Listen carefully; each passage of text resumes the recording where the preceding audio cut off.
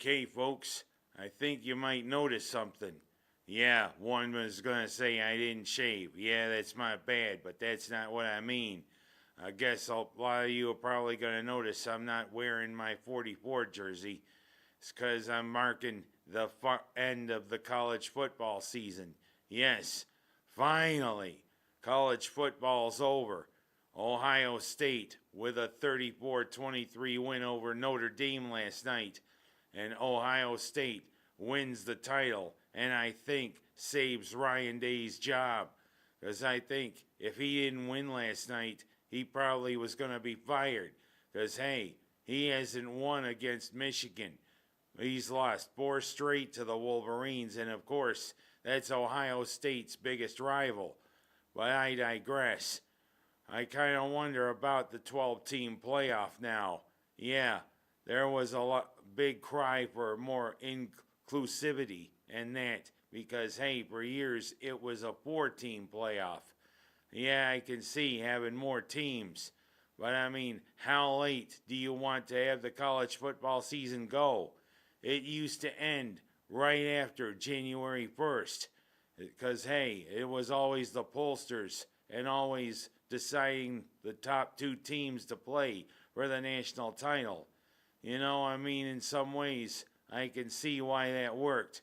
I can see why, hey, they adopted a playoff because, yeah, there's a little bit of a prejudice in that towards the top tier teams. When a lower tier team, like maybe SMU and Boise State, probably wouldn't get a shot. Well, I can see the 4-team playoff. I can see the 12-team playoff. But at what point does it become too much? You know, because you see, the season ended on Martin Luther King Day, January 20th, the latest it's ever gone. What's next? Are you going to be like the Super Bowl or the NFL playoffs? It used to be the middle of January when the NFL playoffs would end and the Super Bowl would be played. But you know what? The NFL wants more teams and, of course, more revenue. Of course, when it comes down to it, they like to have more money. But, you know, heck, at what point do we say, hey, we kind of like the season to end right around New Year's Day, not Martin Luther King Jr. Day? And who knows next? It might go towards Lunar New Year or February. But we'll see. But I mean, hey, all talking, congratulations to Ohio State. And Ryan Day, your job was saved. Notre Dame, heck, it's been now 36 years since they won a national title. Sooner or later, they got to do it. Marcus Freeman has kind of got them believing that, hey, the Fighting Irish can get back there. But of course, people are going to talk to me and say, what about Syracuse? I think Syracuse is a little ways off for contending for a national title again. It's been over 60 years since Ernie Davis and the football team won a national title. But of course, we can dream, can't we, with Fran Brown, with all those recruits that have come in.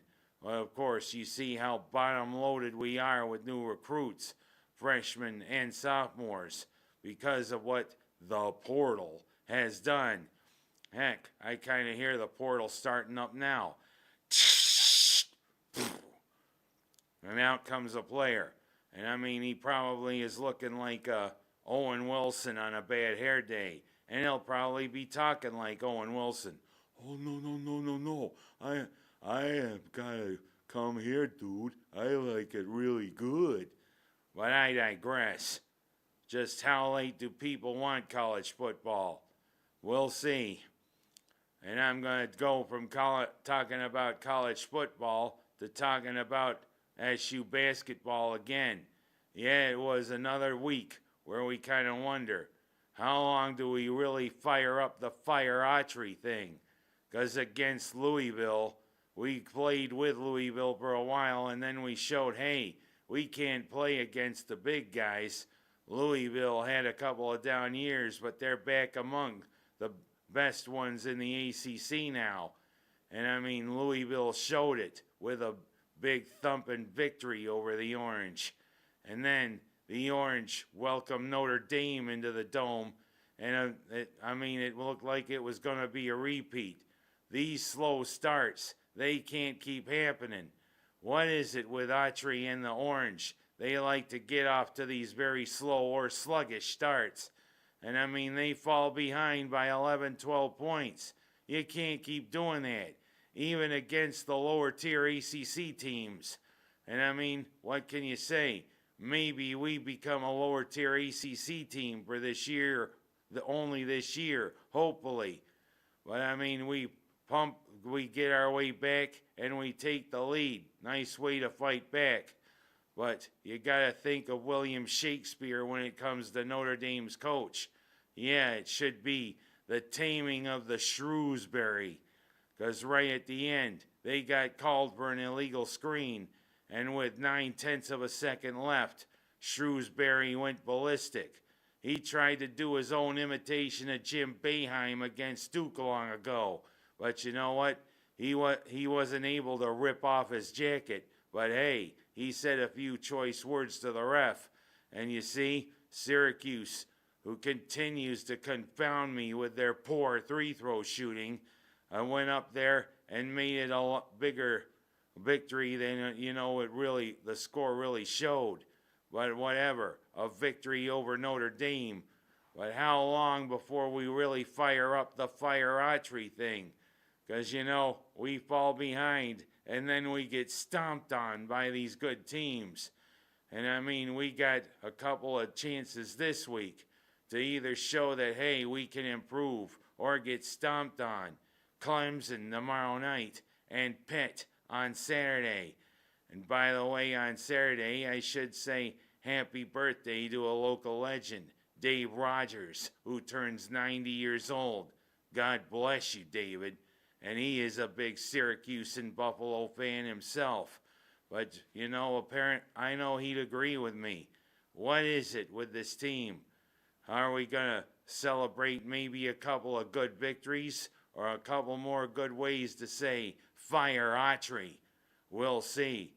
Come on, SU basketball. Let's get some consistency. And how about those Bills? Yes, they are going to play for the Lamar Hunt Trophy, the AFC title, in a big, thrilling, and pretty good victory over Baltimore, 27-25. I almost kind of wonder if it could have been a different story had Andrews there, the tight end, not rub butter on his hands trying to catch that two-point conversion. But before I was kind of lamenting things because, hey, Buffalo has shown a tendency not to close out their opponent. And again, they let Lamar Jackson and the Ravens go downfield and score. But that dropped two-point conversion, plus Rasul Douglas recovering the onside kick, cemented the victory for Buffalo. And yeah, Josh Allen didn't have one of his best days, but him and the offense and the defense getting 3 turnovers did just enough. And now it's on to the guy who's kind of become Tom Brady the sequel. Actually, he goes by the name of Patrick Mahomes. But yeah, Andy Reid, Patrick Mahomes, and the Kansas City Chiefs seem to have taken over the role that New England has. And you know what? Let's hope we can go in and take care of Mahomes, Reid, and the Chiefs.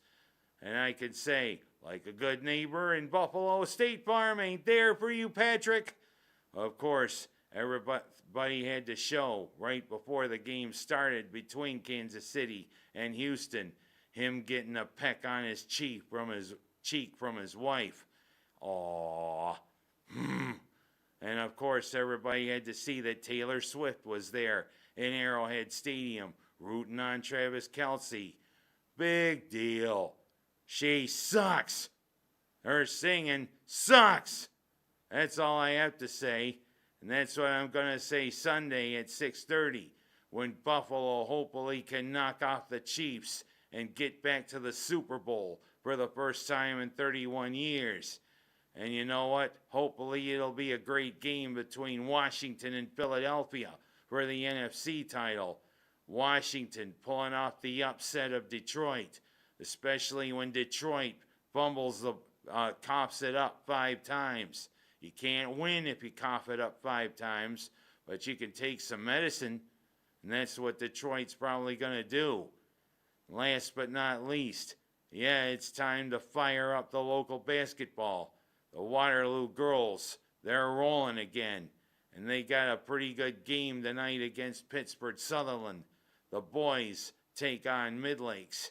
Minders, yeah, it seems as though this is a year where they're muddling through. But you know, we can prepare for the future, and my cousin Danielle McDermott can prepare for the future. It's going to be an interesting last part of January as we head to February and look ahead towards the high school playoffs. I'm Ken Haas, that's my story, and I'm sticking to it.